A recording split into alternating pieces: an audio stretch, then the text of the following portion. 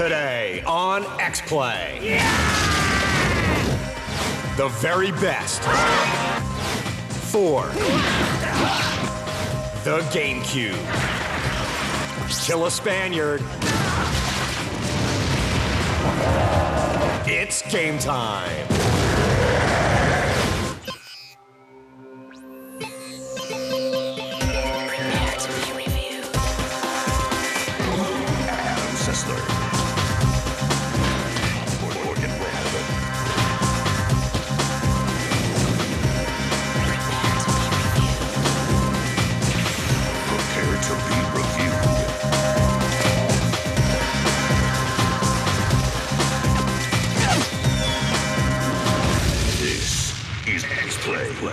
Ever singing, ever dancing, it's Adam Sessler and Morgan Webb. Hello and welcome to X-Play. Over the past couple of days, we've been saying goodbye to the current generation of consoles. In only a few months, our brain's pleasure centers will be exploding with the undiluted joy of the Nintendo Wii. I have it on good authority that the Wii is powered by candy and the laughter of Japanese children. Ooh. So our trip now concludes with our list of the best games for the GameCube. Oh, the gentle cube. On the outside, a simple purple lunchbox, but on the inside, the heart of a lion. A lion that loves rescuing princesses, maintaining happy Japanese farms, and shooting Spanish peasants in the head. We're here to let you know which games you'd be stupid not to own. We wanted to give you the top square root of the 14 games for the GameCube. Yeah. The guys at the corporate office said we had to pick an integer. Corporate never understands math jokes. So, to make everything simple, let's start with the 10th best game ever released for the GameCube. Coming in at number 10 is an old friend. Souls and swords, eternally retold. A worthy opponent. A son of a... Soul Calibur 2, when released, was touted by some as the greatest fighter of its time. With an improved step guard system and a blistering bouquet of sense-banishing special moves, the second coming of the Soul was truly the game to beat. The graphics, environments, and 3D quality of the title also received a substantial upgrade, making fighting more vertiginous and eye-catching than ever. Weapons Master Mode enhanced Soul Edge's original Edge Master Mode, creating an awesome depth in terms of raising the rank and experience points of your character. Another float in Soul Calibur 2's parade was the inclusion of new characters. Link, clearly all grown up, brought his own unique approach to combat within the digit-dissolving arena of Soul Calibur 2. Number 9 is the cel-shaded blitzkrieg of imaginative enemies, soaring environments, and rigorous challenge. Beautiful Joe traces the adventure of a kid who loves the Japanese action films of some Azul dude named Captain Blue. Joe's powers are really what set this title apart from other 2D fighters. One of Joe's abilities is to slow things down, reducing the murderous velocity of your adversary's onslaught, making them easier to render into a fine mincemeat product. These powers naturally deprive his personal budget and will quit at the darndest times unless strategically triggered. Environments press against their 2D boundaries, delivering a claustrophobic battle space with plenty of opportunities for evasion, creating depth where at first you may see none. Destructible environments yielded all a Joe could ask for. Bosses, traps, and a variety of maniacal cannon fodder are so plentiful that the game almost becomes a genre in itself. Cut, cut, cut! So, you have come to return my book. Number 8 was so far ahead of its time and temporal space that some people possessed by its content could still be playing it.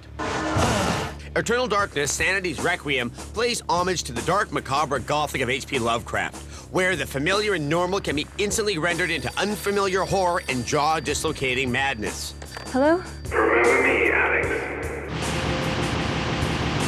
Sound design alone was enough for the title to transport you to another place, a terrible place, and yet a space so immersive and horribly satisfying.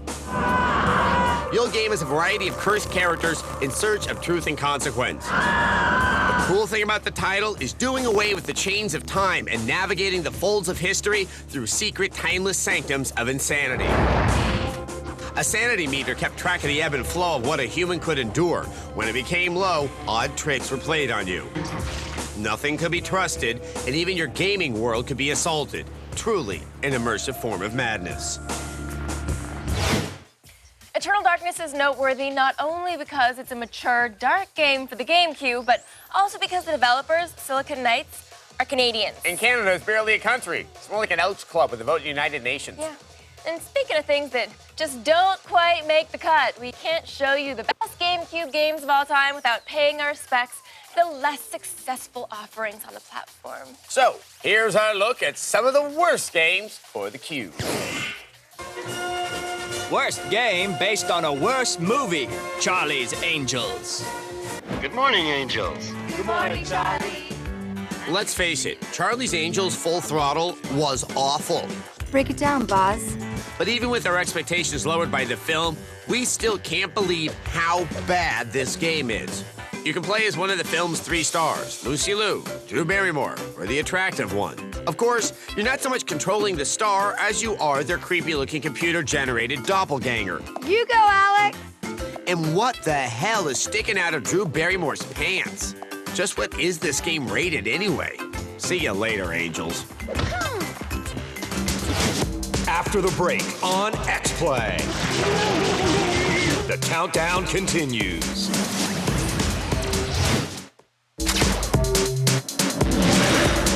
They love to trade with other villages. It's Adam Sessler and Morgan Webb. Welcome back to X-Play. We're bidding farewell to the current generation of video games with our list of the 10 best games on the Nintendo GameCube. Now, before the break, we showed you our pick for number 8. So, for the sake of continuity, let's just continue with our choice for the 7th best game for the GameCube. At number 7 on the best of the GameCube is a game for the animal lover in all of us. I mean the real, true, honest-to-goodness animal lover. No, not that kind of animal lover.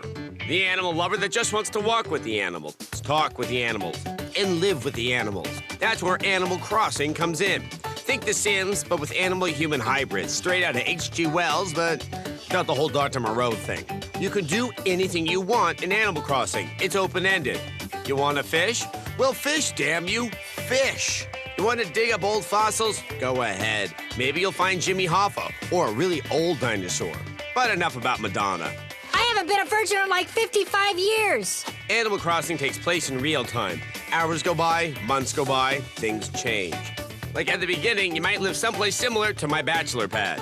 Over time, if you take on the odd job and help out your little fellow villagers, you just might get a swanky new place like this. Smooth. Which for no reason brings us to number 6, Super Mario Sunshine. Oh, Mario, so innocent, so sweet, so mustached. The plumber just wants a vacation, good weather, good friends, good time. And with Princess Peach along for the ride, maybe this will be the perfect time for Mario to finally pop the question. And as happens every day with Mario, Peach gets kidnapped, and Mario has to save the day. But this time he's got a super soaker, or flood, if you will. This allows Mario to spray his fluids wherever his fluids need spraying.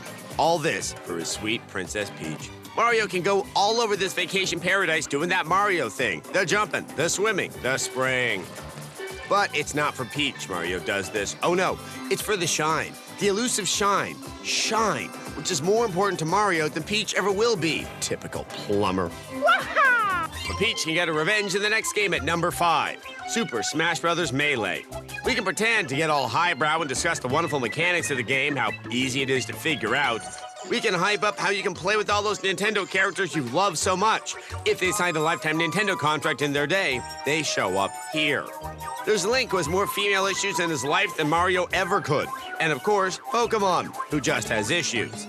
But really, it's all about kicking Nintendo character ass. So, if you want to recreate the Ike and Tina Turner review, check out Peach and Mario. Ooh, that's in bad taste. And the Nintendo Melee-ness continues. Anytime, any place, anywhere. That's what Super Smash Bros. Melee brings to the table. And that's why it's at number 5. Smash Brothers really emphasizes that Nintendo is a wall of franchise. A big part of the fun is working to unlock characters like Pichu, Luigi, and a Ganondorf. To try to bring this quality video gaming fun to you, the home viewer, we'd like to let you know that X-Play will now have unlockable hosts, including, but not limited to, Kevin Pereira, Gates McFadden, and WWE star Chris Jericho. But we're not telling you how to unlock them, and our contract with Gates McFadden is written on the back of a cocktail napkin, so it may not be enforceable. Good luck! Worst named game. Tube Slider. Okay, we'll be honest. Tube Slider is not a terrible game. It is, however, a terrible name. It really makes us here at XPlay wonder, if Tube Slider is the name they chose for this futuristic racer, what were the ideas that got rejected? How about Cream Racer, or Pickle Derby, or Stroke Spurt Alpha? Okay, now that I think about it, maybe Tube Slider isn't such a bad name after all. No, wait, it is. In a moment on XPlay. More great games for the Gamecube.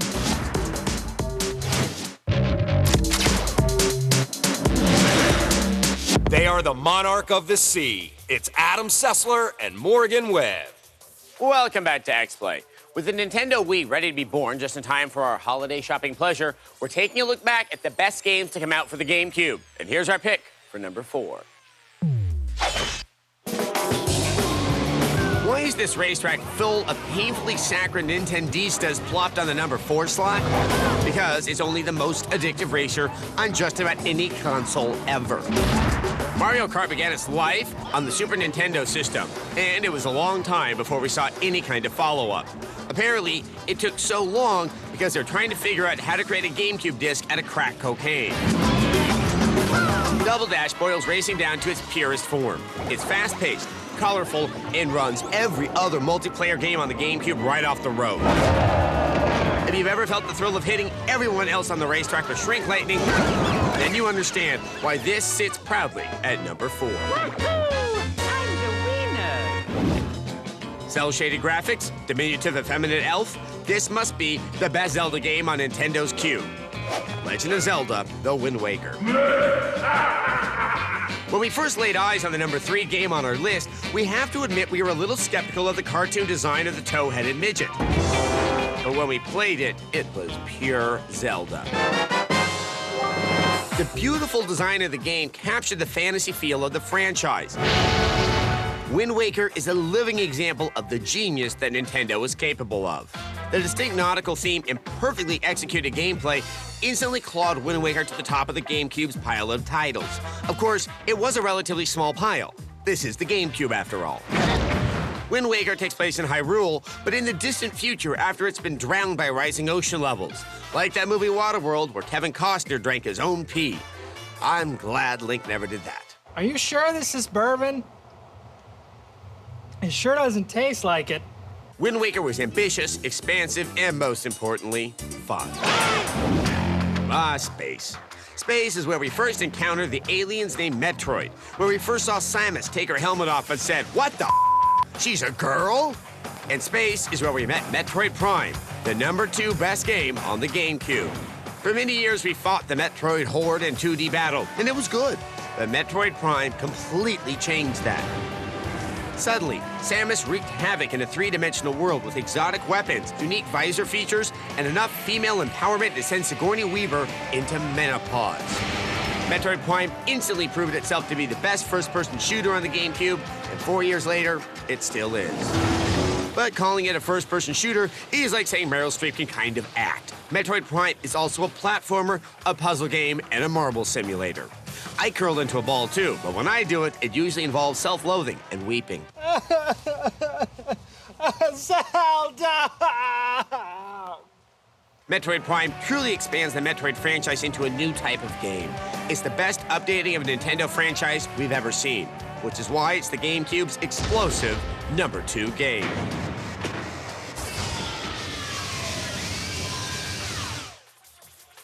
Link has gone through so much on his journey from love-struck elfin warrior to drunk sketch character drinking his own urine.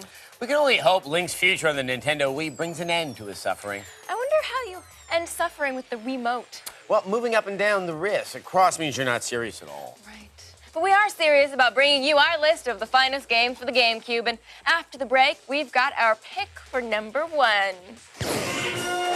Worst game to feature a ride based on the 1991 Ron Howard film Backdraft is playable minigame. Universal Studios Theme Park Adventures. Yes, finally, a video game that allows you to experience the wonder and majesty of Universal Studios. Welcome to Universal Studios. In this product placement pioneer, you wander around a virtual theme park and pick up trash in order to earn points so you can cut in line to ride the attractions. Gee, what a great advertisement. Come to our vacation destination and do manual labor. When you aren't playing janitor, you can enter the game's tedious trivia contest and answer questions like, what was Axe Adcox's real name in Backdraft? I'm sorry, the correct answer was, who gives a crap? You need to watch more movies. Go to hell. Up next on X-Play. The very best and worst for the GameCube. To relay it. Feeling sorry for all those turtles. It's Adam Sessler and Morgan Webb. Welcome back to X-Play's countdown of the very best games for the Nintendo GameCube. Now, we've decided to celebrate Jesus giving us a brand new generation of game consoles by remembering all the best titles that came out for the last set of fun machines. But all titles are not the work of the Lord. No. We must also remember those games that come from the dark side. Thus, we count down the worst GameCube games. In third place, Catwoman, a game that never backed down from being as bad as the movie it was based on. And in second place, a game that wasn't even a game, Pokemon Channel. And now our pick for the very worst game ever released for the GameCube. And now the ultimate steaming pile of pixels, your champion, the #1 worst GameCube game, Aquaman Battle for Atlantis. Yes, nothing says low production value quite like static comic book cutscenes. But sadly, that's par for the course in Aquaman Battle for Atlantis. Are we crazy, or is the king of the ocean wearing a sports bra? Well, at least he doesn't have something sticking out of his pants like Drew Barrymore. In this superhero game, you swim around, punch bad guys, and save mermen. And that's all you do. Oh, and sometimes you summon the spirit of Flipper to come do your job for you. It doesn't help that the source material is incredibly weak.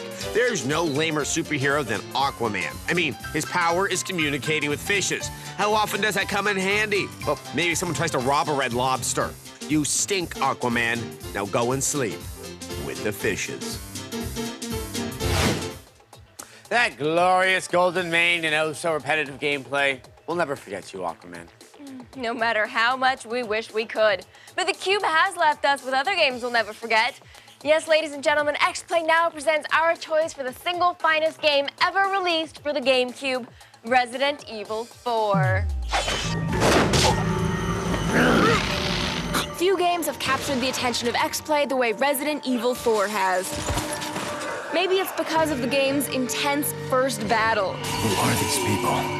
Maybe it's because of the awesomely gross cutscenes. Ew. Or maybe it's because every aspect of this game will make you go numb with fear as you desperately dispense round after round into the undead surrounding you. From the beginning, the GameCube had many, many problems. Whether it was the purple lunchbox design or the kitty quality of all the games, Nintendo didn't start on the right foot. But Resident Evil 4 changed all that.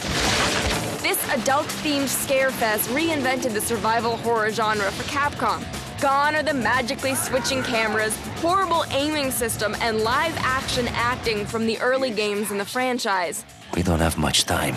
Actually, I still have a soft spot in my heart for those actors. Aww. Had this been a launch title for the GameCube, they may have put up a better fight against Sony and Microsoft. But even so, the little purple lunchbox is worth it for this game alone. Never mind the fact that we've already shown you a list of 9 other amazing titles for the GameCube. Resident Evil 4 stands tall as one of the best titles on any console. Ever. Oh, excuse me, Your Highness. Don't believe me? What about the fear of bandage-wrapped, chainsaw-wielding grandmas? Yeah! Or how about the split-second button combinations you'll have to enter during your knife fight? Or the jet ski race against time as you try to escape the exploding island? Let's face it, Resident Evil 4 is the closest the GameCube will come to a religious experience.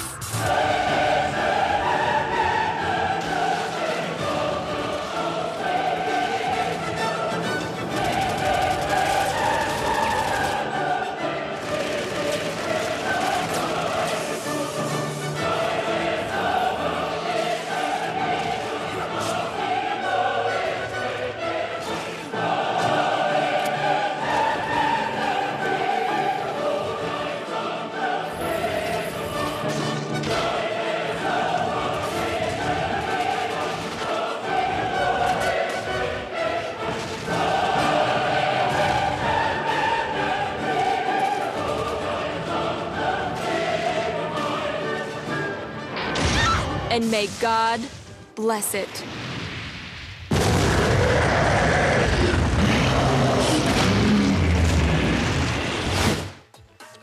Yeah. The Cube has been something of an also-ran this generation, but it looks like the Wii may be the star of the new generation. Nintendo has given us so much joy and whimsy over the years, but there are costs and benefits associated with designing a console with 9-year-old Japanese girls as the target audience. And this illogical train of thought is brought to you by XPlay. Us? Yep. Oh.